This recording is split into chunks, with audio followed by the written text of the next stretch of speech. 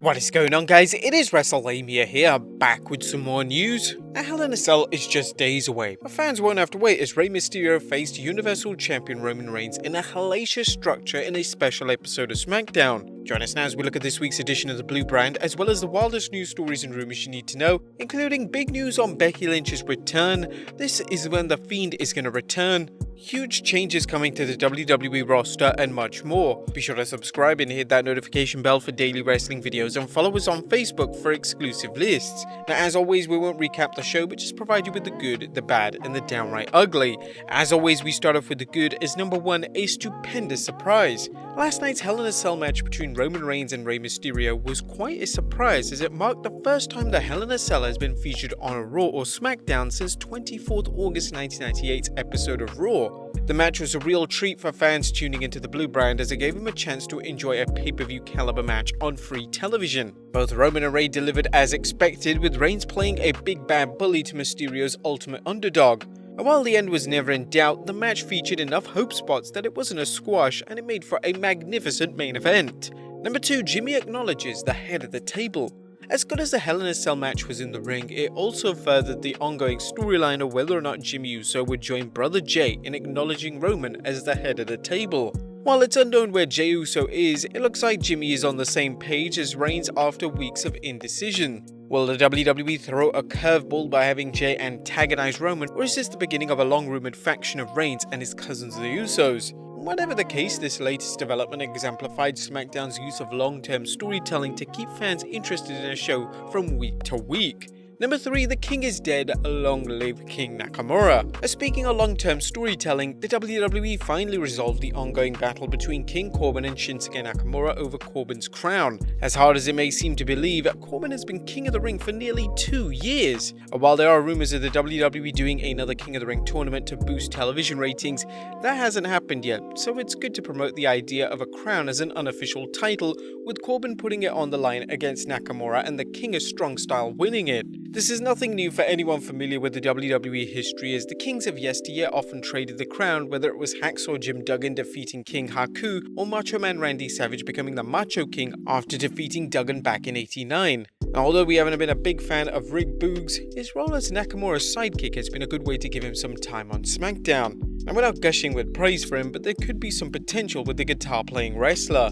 Number 4, amping up the action. The members of the WWE Universe who were disappointed that there wasn't a women's Hell in a Cell match for this Sunday can now rejoice, as they have now added a cage stipulation to SmackDown Women's Championship match between Bianca Belair and Bayley. This makes sense, especially since Rey and Roman's cage match was moved from the pay-per-view. This will be an excellent opportunity for Belair to prove whether she has the brawling skills to work such a match, and it should make the Bayley vs Belair feud even more exciting. Now, while we think it would have been better to put Rhea and Charlotte in the cell, the WWE likely feels it shouldn't have 2 Hell in a Cell matches from Raw. While this is another example of the WWE's failure to use the cell to make the most of matches, it should still be exciting. And Seth and Cesaro's showdown. As Seth Rollins and Cesaro's feud has been a pleasant surprise on SmackDown, not because either wrestler isn't capable of carrying off a believable and physical program, but because the WWE's been giving the Swiss Superman a main event storyline. Last night's showdown between Seth and Cesaro set things perfectly for Sunday's match. You can be sure things are only going to get started between the two. But that was good. What about the bad? Is number 1, tarnishing the cell. Now, having a Hell in a Cell match on SmackDown was exciting,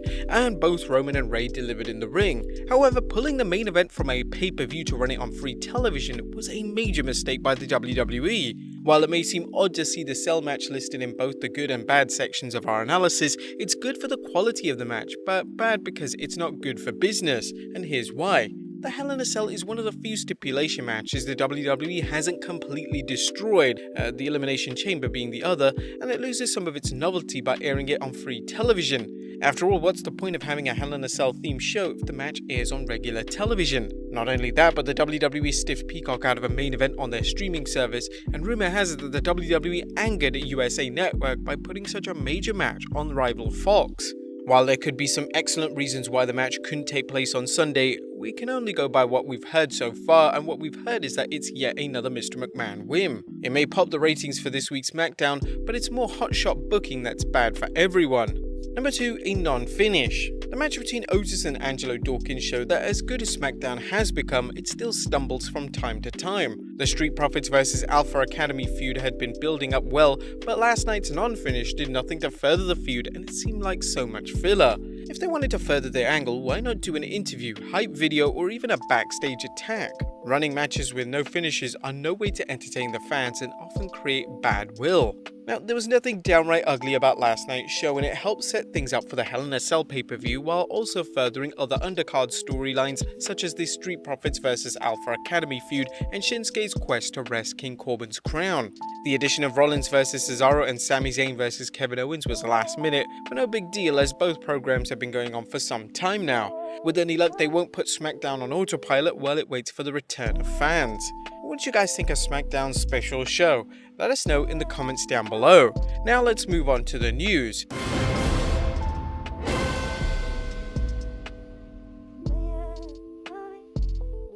Our first story looks at Becky Lynch spotted at the Performance Center. It's big news for Becky Lynch fans as a former Raw and SmackDown Women's Champion was spotted at WWE's PC. Fightful Select is reporting that Becky looked jacked and like she never left the ring. The site is also reporting that Lynch was indeed training in the ring and that she was backstage at SmackDown. While it's unknown whether the man will wrestle on Raw upon her return, it's likely the WWE is figuring a way to maximize her return. Would you like to see Lynch on Raw or SmackDown? Let us know in the comments down below. Next up, big changes coming to the WWE roster. The WWE Universe has heard how the WWE is looking to shake things up as it returns to live touring, including some major guest appearances on the first live SmackDown this July. This includes Edge and John Cena, as well as some marquee matches at SummerSlam, including the rumored Cena vs Reigns match and a match featuring Edge. There's also reports that NXT champion Karrion Kross and Bronson Reed appeared on SmackDown in dark matches, a hint that they could be on their way to the main roster. But that's just the start though, as PW Insider's Mike Johnson is reporting, one of the reasons their talents were brought in and others could be brought in over the next few weeks is that the WWE has a draft scheduled for September and is looking at different talents they can pull up from NXT to accentuate the main roster as they prepare to shake things up heading into the fall. As previously reported, there have been rumors of the WWE adding theme shows to its TV programming, including Raw Roulette and King of the Ring. There's also been rumors of NBC Universal making suggestions on how to invigorate the product, a clear sign they expect the WWE to turn things around in terms of the ratings now that the pandemic is over. Although Raw still performs well in the 18 to 49 demographic, NBC Universal likely wants it to do better considering how much it pays for the rights to Raw and NXT. It's safe to say that Fox feels the same way, so don't be surprised to see a number of new stars on the main rosters, some trades, and some special episodes. Will these quick fixes improve the product, or will they invest time into fixing the creative problems on Raw? And finally, when The Fiend is returning. Now what's the latest on The Fiend Bray Wyatt? Fans wondering if and when Raw's much adored abomination will be happy to know that there are concrete plans for The Fiend's return following weeks of inactivity. According to Fightful Select, The Fiend is being advertised for the 9th August Raw at Orlando's Florida's Amway Center. Does this mean that fans will get to see The Fiend at SummerSlam? We have to expect so given how much the WWE is reportedly building up SummerSlam, but if Wyatt does return, who should he wrestle? Let us know in the comments down below and I'll see you next time with some more wrestling content.